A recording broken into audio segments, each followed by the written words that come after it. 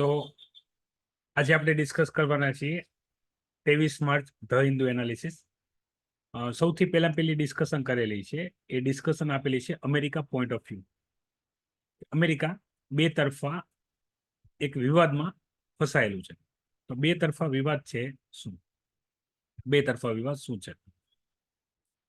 તો સૌથી પહેલું જે છે એ છે આપણે જે આપણાથી કોઈનાથી છુપેલું નથી, એ જે છે યુએસ ઇઝરાયલ ટાઈસ.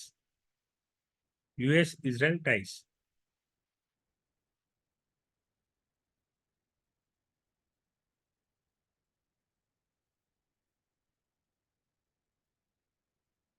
એક જ મિનિટ.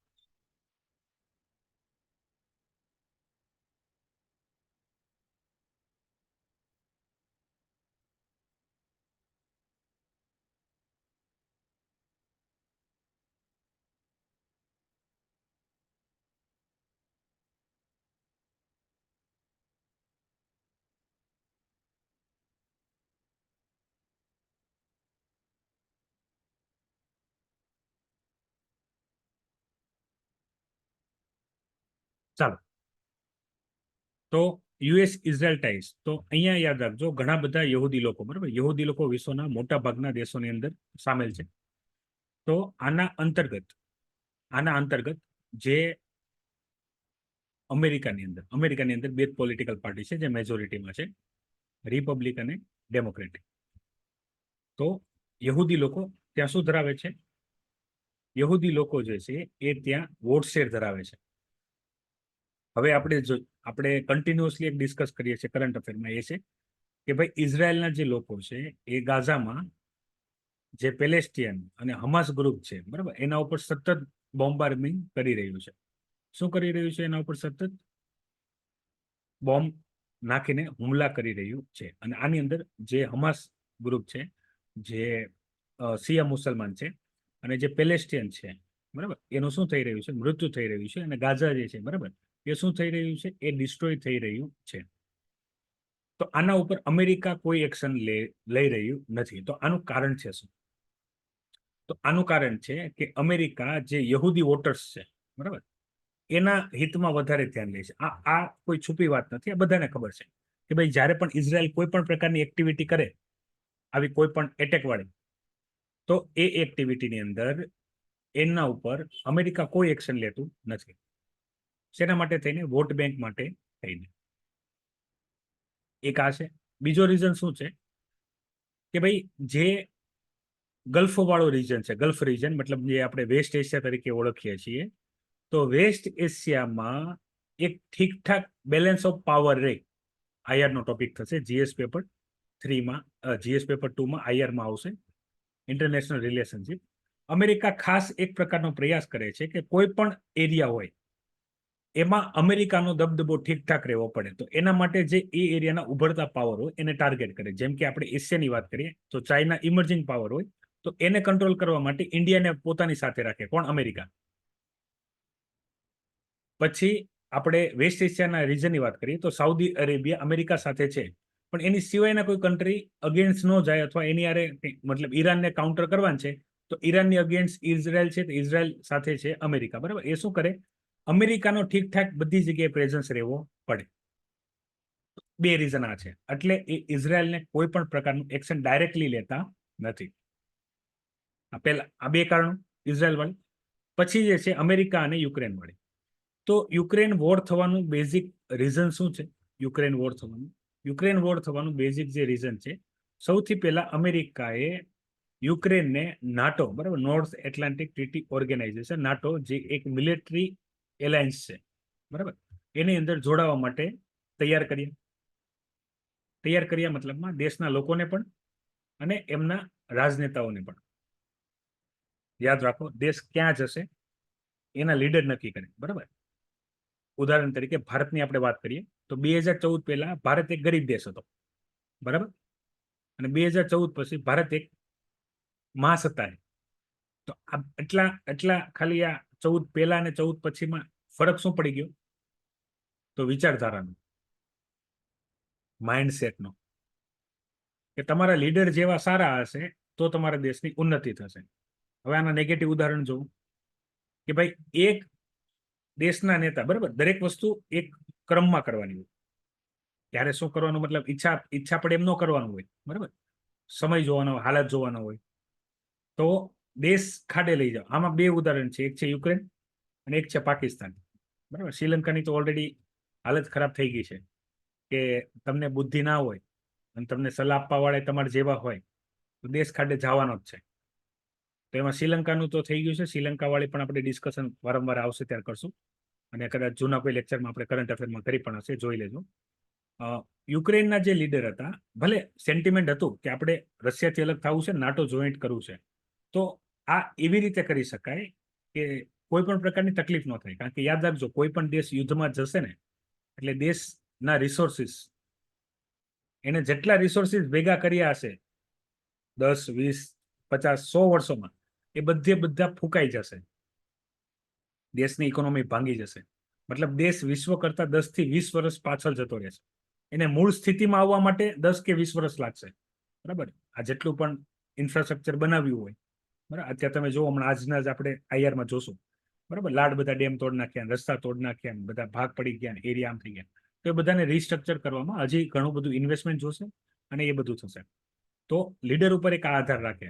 તો આવો કોઈ પણ પ્રકારના ક્વેશ્ચન પૂછાય, જો યાદ રાખજો, કોઈ દિવસ બેઠા તમને થિયરી વાળા ક્વેશ્ચન નહીં યુપીએસસી પૂછે નહીં, જીપીએસસી પૂછે. જેટલા પણ પેપર ઉઠાવીને જોવા હોય આપણી એપ્લિકેશનમાં અવેલેબલ જ છે, જોઈ લેજો, બરાબર. બેઠા ક્વેશ્ચન કોઈ દી નહીં પૂછે. ક્વેશ્ચન શું પૂછશે કે દેશનું ભવિષ્ય દેશના નેતા નક્કી કરે છે, ઉપરના વિધાન ઉપર ચર્ચા કરો. તમે કહેશો આવું તો કોઈ દિવસ કોઈ ટીચરે ભણાવ્યું જ નથી, અમે કોઈ થિયરી ભણ્યા જ નથી. તો આવી બધી બહાનાબાજી, બરાબર, એ તમે કોલેજની સ્કૂલની એક્ઝામમાં કરો તો ચાલે. યુપીએસસી જીપીએસસી એક્ઝામમાં નહીં કરવાની. કારણ કે આ બંનેનો કોઈ સિલેબસની લિમિટ નથી, ગમે એ પૂછીએ કે. પણ તમે આ રીતે કોઈ વસ્તુ ભણ્યા હો, ખાલી સમજ્યા હોય કે કઈ રીતે દેશ છે એ આગળ જાય છે રાજનેતાઓને લીધે, તો જે દેશ ઇકોનોમિકલ ઉન્નત કરતો હોય, જે લોકો પોલિટિકલ ઉન્નતિ કરતા હોય, વિદેશ નીતિ એવી બનાવતા હોય જેથી કોઓપરેશન વધતું હોય, મેન્યુફેક્ચરિંગમાં કામ વધતું હોય, રોજગાર વધવા માટે મહેનત કરતા હોય, આ નેતા આવા હોય. અને એક આપણા પાડોશી દેશ જેવા નેતા હોય કે જે પૈસા આવે એટલે સીધા આતંકવાદમાં આપણે આપી દઈએ કે ભાઈ બોમ્બ ખરીદો અને જલસા કરો.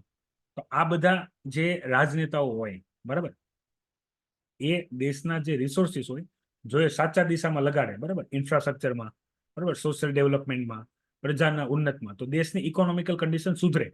અને આનાથી ઊંધું એવી જગ્યાએ લઈ જાય, એવા કામ કરે કે જેથી દેશ હોય એ પાછળ આવે, બરાબર, યુદ્ધમાં જાય, લડાઈ કર્યા કરે, લોકલ ઇસ્યુમાં ફસાયેલો છે, તો દેશની ઉન્નતિ થાય નહીં. તો સેમ એવું યુક્રેન સાથે થયું. હવે યુક્રેનમાં તમે અહીંયા જો અમેરિકા અને યુરોપિયન યુનિયન, બરાબર, અમેરિકા યુરોપિયન યુનિયન બંનેએ મદદ કરી છે પૈસાની, બરાબર. પણ એ પૈસાનું યુક્રેને શું કર્યું, તો ખાલી હથિયાર ખરીદ્યા. પૈસા મળ્યા, હંમેશા અમેરિકા એને કીધા કરશે કે અમે તમને એટલા પૈસા આપ્યા હતા, યુરોપિયન યુનિયન કીધા કરશે અમે તમને એટલી બધી સહાય કરી દઈ. પણ એ સહાયનો અંત રિઝલ્ટ શું, એન્ડ રિઝલ્ટ નથિંગ. ઉદાહરણ તરીકે તમે કોમ્પિટિશનમાં, મતલબ તમારા પાડોશી સાથે કોમ્પિટિશનમાં દિવાળીમાં તમારા પાડોશી દાખલા તરીકે 1000 રૂપિયાના ફટાકડા લાવ્યા, તો તમે રોલા સોલા પાડવા માટે 10,000ના ફટાકડા લાવ્યા, બરાબર, અને એક રાતમાં તમે ફોડી નાખ્યા. આમાં ફાયદો શું? શું ફાયદો આમાં? કશો જ નહીં. મતલબ 8 વાગે શરૂ કર્યું છે, 10 વાગે ફટાકડા પતી ગયા હોય, 12 વાગે પત્યા હોય. એની જગ્યાએ એક એડલ્ટ માઇન્ડસેટ વાળો વ્યક્તિ શું હોય, સમજદાર વ્યક્તિ, કે ભાઈ ફટાકડા ફોડવાના છે, એન્જોયમેન્ટ કરવાનું જ છે. હવે 1000ના ફોડે, તમે 1000ના ફોડો, 2000ના ફોડો, મજા તો બે લેવાના છે. કારણ કે ફટાકડા કઈ કોઈ ઘરની અંદર તો ફોડવાના નથી. આપણે તો મતલબ તો એન્જોયમેન્ટ સાથે છે ને બાળકોને. તો એ ફોડે તમે ફોડો, અવાજ તો બે નો આવવાનો છે, એન્જોયમેન્ટ બે કરવાના છે. બાકીના જે પૈસા બચે છે એનાથી કંઈક એવી વસ્તુ લ્યો, જેમ કે કોઈ કોર્સ, એકેડેમિક કોર્સ લ્યો, માનો કે એને ટેબ્લેટ કે મોબાઈલની જરૂર છે, તો એ વસાવી આપો, બરાબર, કે જેને એટલીસ્ટ 1-2 વર્ષ એજ્યુકેશનમાં હેલ્પ કરશે, બરાબર. તો આવું સેમ પાકિસ્તાન ને યુક્રેન સાથે થાય કે તમે વિચાર્યા વગર ખાલી કામ કર્યા કરો, બરાબર, તો શું થાય, ખાલી નુકસાન થાય, બીજું કશું નહીં. તો રિસોર્સિસ બેસ્ટ યુટિલાઇઝ કોણ કરીએ કે જેની પાસે યુટિલાઇઝ કરવાની માઇન્ડસેટ હોય, બરાબર, કે ભાઈ દેશ તમારી એક સેમ વસ્તુ એ તમારી તાકાત છે અને તમારી કમજોરી છે. 2014 પહેલા આપણી વધારે વસ્તી એ આપણે કમજોરી માનતા હતા, 2014 બાદ એ આપણી તાકાત થઈ ગઈ. કે આપણે ગ્લોબલ માર્કેટ છીએ, બરાબર. આપણે શું છે, એ બહુ મોટું બજાર છીએ. વધારે વસ્તી મતલબ મોટું બજાર. વધારે આવીએ કે તો તમે આવો. તો આ બધું શું છે, માઇન્ડસેટ. ડેવલપમેન્ટના સ્કોપ હંમેશા યાદ રાખજો. ભારત અત્યારે આર્થિક રીતે હજી બાળી અવસ્થામાં છે, બરાબર. ભારતના ગ્રો કરવાના ઘણા બધા ચાન્સીસ છે. ઇઝરાયલ ને ગાઝા વચ્ચેના ટેન્શનની તમામે તમામ ડિટેલ આપણે જૂના કરંટ અફેરની અંદર કરેલી છે. કોઈ ડાઉટ છે એમાં તો ડિસ્કશન કરીએ, અધરવાઇઝ આગળ વધીએ. બાકી અહીંયા જે તમામે તમામ ચર્ચા છે એ છે નાટો વાળી, બરાબર. કે ભાઈ કઈ રીતે એક તો માઇન્ડસેટ બનાવવામાં આવ્યું, બરાબર, યુક્રેન વાળું, અને એનો સીધો ભોગ બન્યું યુક્રેન, બરાબર. મદદ કોઈ આવ્યું નહીં, ખાલી પૈસા આપીને બધા નાચ છે. હવે જોડાય તોય ભલે, ન જોડાય તોય ભલે, એ ટાઈપ થઈ ગયું છે. ક્લિયર છે? આગળ વધીએ. હવે અહીંયા બે ચર્ચા આપેલી છે, અલગ અલગ બે આર્ટિકલ છે. એક તો છે જે કેજરીવાલને ઈડીએ પકડી લીધા છે, બરાબર.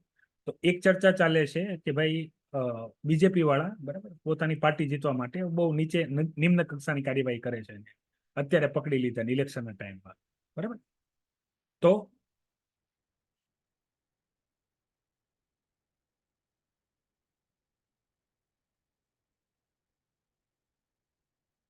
નાટોએ કયા પગલા લેવા જોઈએ? તો નાટો ડાયરેક્ટલી કોઈ પગલા લઈ શકે નહીં. કેમાં? યુક્રેનમાં. નાટો સંગઠનનો એવો તાત્પર્ય છે, બરાબર, કે ભાઈ આ એક મિલિટરી એલાયન્સ છે. આની અંદર અત્યારે ટોટલ 32 કન્ટ્રી છે, બરાબર.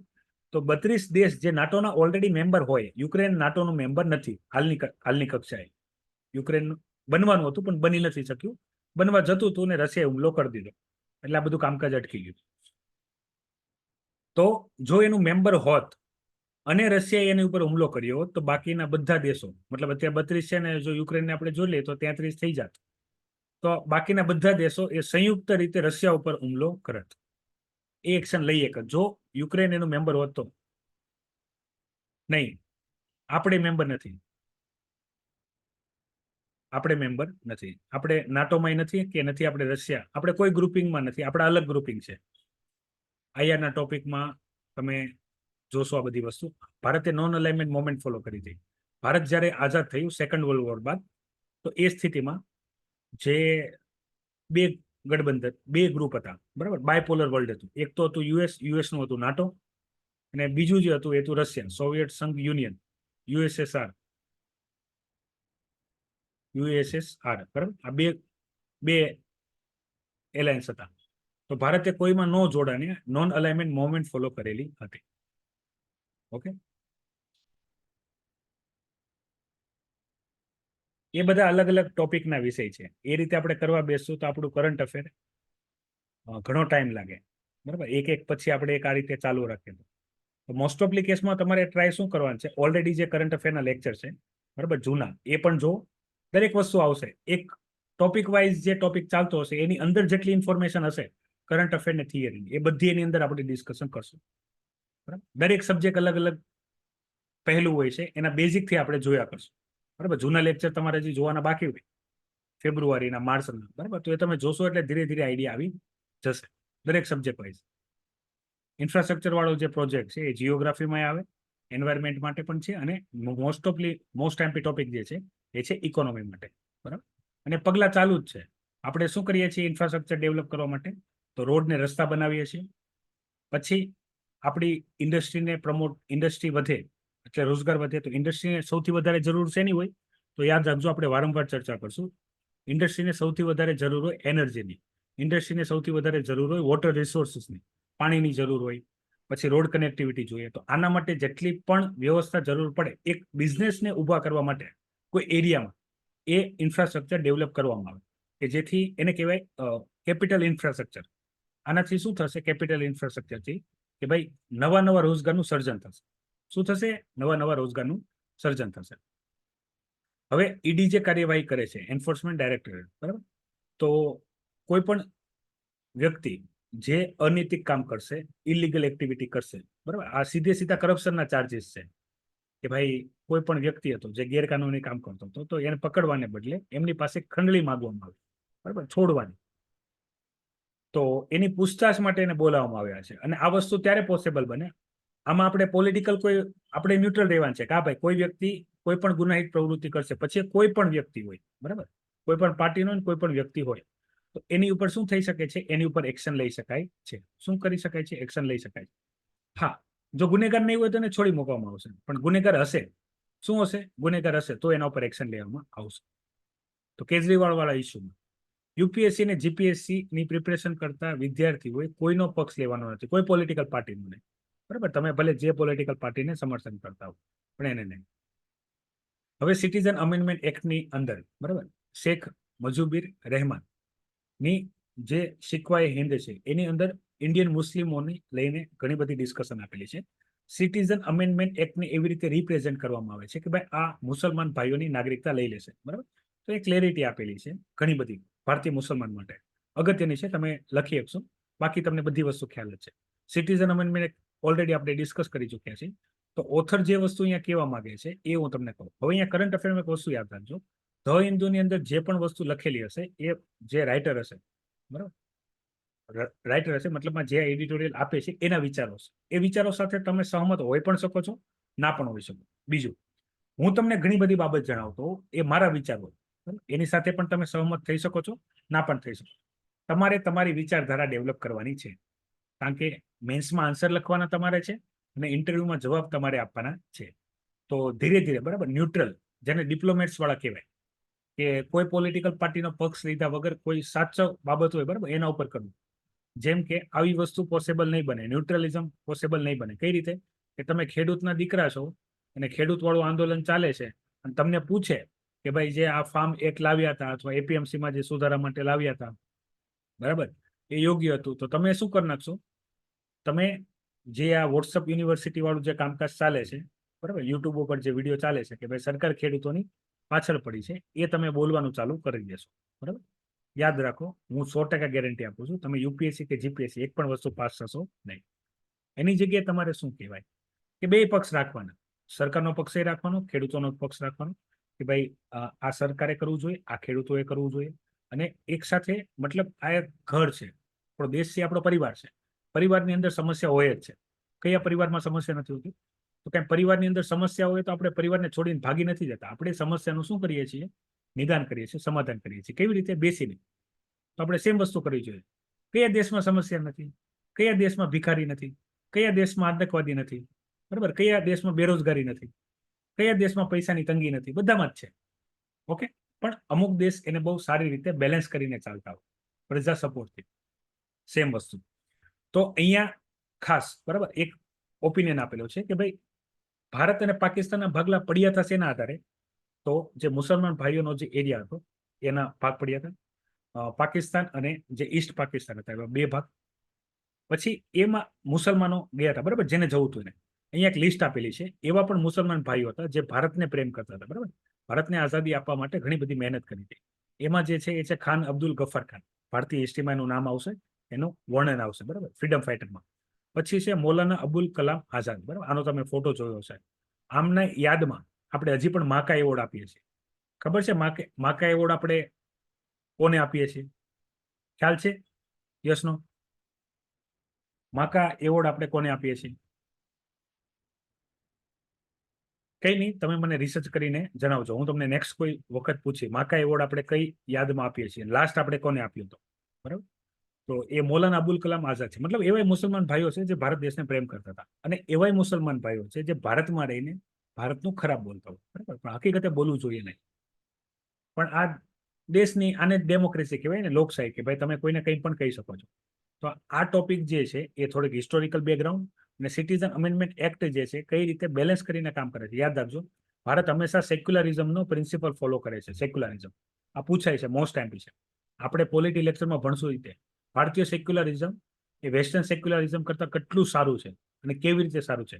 સેક્યુલર શબ્દ આપણે 1975માં કોન્સ્ટિટ્યુશનમાં અલગથી એડ કર્યો પ્રિએમ્બલમાં, બરાબર, પણ એની પહેલા ભારત સેક્યુલર જ હતું પહેલેથી. ભારત દરેક ધર્મને, મતલબ બંધારણ તો આપણે હમણાં લખ્યું, એની પહેલા આપણે દરેક ધર્મના લોકોને, દરેક જાતિના લોકોને ભારતમાં આવવા માટે વેલકમ કરતા હતા. તો એટલે પૂછાય છે ભારતીય જે સેક્યુલરિઝમ છે વેસ્ટર્ન સેક્યુલરિઝમ કરતા કઈ રીતે અલગ છે, શા માટે એની બધે વાહવાઈ થાય છે, એ રીતે. હવે અહીંયા વાત કરી છે, બરાબર, તહેરીકે તાલિબાન પાકિસ્તાન, આ પાર્ટી છે તાલિબાનની છે. હવે તાલિબાને જેમ અફઘાનિસ્તાન કબજે કર્યું છે, એવી રીતે હવે જે ટીટીપી પાર્ટી છે એનો ટાર્ગેટ છે પાકિસ્તાન. એ પાકિસ્તાન કબજે કરશે. તો પાકિસ્તાનની સરકાર અને ટીટીપી વચ્ચે યુદ્ધ ચાલે છે. અને ઓલરેડી હું તમને ગયા લેક્ચરમાં ડિસ્કશન કરી ચૂક્યો છું, અત્યારે કરતો નથી. ફરીવાર કોઈ ટોપિક આવશે ત્યારે આપણે ફરીથી ડિટેલમાં જોશું, બરાબર. કારણ કે પોતે બંને આતંકવાદી સંગઠન થાય. પાકિસ્તાન કઈ ઓછું નથી અને ટીટીપી તો કાયદેસર એ જ છે. અને આ સેમ વસ્તુ અહીંયા વાત કરી છે કેજરીવાલની, બરાબર. સુપ્રીમ કોર્ટમાં આખો કેસ ગયો ને લઈ જવા કીધું. અને બાકી, બરાબર, ઇન્ડિયા જે ગ્રુપ છે અત્યારે નવું ગઠબંધન, તો એને ટ્રાય કરી કે ભાઈ કેજરીવાલજી છૂટી જાય તો કંઈક મહેનત કરી, પણ કઈ મેળ પડ્યો નહીં. ઇલેક્શનનો માહોલ છે, તો ઇલેક્શનમાં માહોલમાં મેક્સિમમ જે ચર્ચા આવશે પોલિટિકલ આવશે ન્યૂઝમાં. આપણા માટે પોલિટિકલ ન્યૂઝ કામની નથી, આપણા માટે પોલિટી કામની છે, પોલિટિક્સ. પોલિટી અને પોલિટિક્સમાં શું ફરક છે એ આપણે ધીરે ધીરે ભણીને આપણે સમજતા જશું. ફાઇનાન્સ મિનિસ્ટ્રીએ રિયલ જીડીપી ગ્રોથ આપણો 8% છે એ આપ્યો છે. ખાલી તમારે યાદ શું રાખવાનું છે કે ડેટા પબ્લિશ કોણ કરે છે, તો એનએસએસઓ, બરાબર, એનએસઓ, નેશનલ સ્ટેટિસ્ટિક ઓફિસ, બરાબર, જે સર્વે બહાર પાડે, જે ડિટેલ બહાર પાડે આપણે રિયલ જીડીપી શું હોય. જીડીપીમાં બે હોય, નોમિનલ અને રિયલ. રિયલ એટલે એમાં જે ઘણી બધી એવી બાબત હોય, બરાબર, જેમ કે પ્રાઇસ અપ્રિસિએશન, ટેક્સ, આ બધું કાઢીને પછી આપણે ગ્રોથ ગણીએ જીડીપી, એને રિયલ કે. નોમિનલ એટલે જે પ્રાઇસ હોય, એમઆરપી હોય, એના પ્રમાણે ગણી લ્યો તો. પછી આ રિપોર્ટ તમારા સુધી પહોંચી ગયો હશે, એ છે ઇનઇક્વાલિટી ડીપ્ડ. ઇનઇક્વાલિટી ડીપ્ડ મતલબમાં ભારતમાં એક અમીર અને એક ગરીબ ની બંનેના આવકમાં કેટલો ડિફરન્સ છે, બરાબર, એને આપણે ઇનઇક્વાલિટીમાં મેજર કરીએ છીએ, જે ભારતમાં બહુ વધારે છે. મતલબ ભારતનો અમીર હંમેશા અમીર જ બન્યા કરે છે અને ભારતનો ગરીબ ગરીબ બન્યા કરે છે. તો ભારતનો ગરીબ ગરીબ બનવાનું મુખ્ય કારણ શું છે, તો ભારતના ગરીબની આવક લિમિટેડ છે. ભારતના ગરીબની આવક કેવી છે, લિમિટેડ છે. પ્લસ આવક લિમિટેડ છે, જાવક અનલિમિટેડ છે.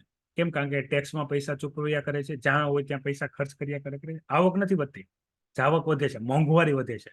એટલે ગરીબ વધારે ને વધારે ગરીબ થાય છે, બરાબર. પણ અમીર રોજગારને લીધે, ધંધાને લીધે વધારે અમીર થાય છે. તો આ દૂર કરવા માટે આપણે સરકારે પ્રયાસ કરવા પડે. ઇનઇક્વાલિટી નકર એટલી બધી વધી જાય, બરાબર, કે ગરીબ લોકો અમીર લોકોને જીવતા ના રહેવાય, બરાબર. લૂંટફાટ, ચોરી, આ બધું વધી જાય. હવે આખો જે ઇઝરાયલ અને ગાઝાની લડાઈ વાળો જે ઇસ્યુ છે યુએનમાં, બરાબર, એમાં વોટિંગ થાય એના ઉપર એક્શન લેવું કે નહીં એ. પછી રશિયાએ જે કીવ છે, તો એની અંદર જે હાઇડ્રો ઇલેક્ટ્રિક પાવર પ્લાન્ટ છે તોડી નાખ્યો છે. તમે જોઈ શકો છો, આ બનાવવામાં ખરબો રૂપિયા ખર્ચ થાય, બરાબર, તોડવામાં ખાલી 5 મિનિટ થાય. પછી આયર્લેન્ડના સિમોન હેરિસ, બરાબર, નવા યંગેસ્ટ પ્રાઇમ મિનિસ્ટર બન્યા છે. ઓલરેડી આપણે મેપમાં જોઈ ચૂક્યા છીએ. આની પહેલા ભારતીય મૂળના પ્રાઇમ મિનિસ્ટર હતા. હવે ચાઇના જે છે એ સાઉથ ચાઇના સીમાં પોતાનો દબદબો સ્થાપવા માટે જે ફિલિપિયો વેસલ છે, બરાબર, એને પકડી પાડે છે. અને ઓસ્ટ્રેલિયા, યુકે, યુએસ, અહીંયાનો ટોપિક થશે. ઓસ્ટ્રેલિયા, યુકે અને યુએસ ત્રણેય ભેગા થઈને ઓસ્ટ્રેલિયા માટે એક ન્યુક્લિયર સબમરીન બનાવે છે ચાઇના સામે લડવા માટે. સાઉથ ચાઇના સી ની નીચેના તમામ ભાગમાં, બરાબર, વર્લ્ડ જીઓગ્રાફીના વર્લ્ડ મેપમાં આપણે આ ડિસ્કશન જોશું.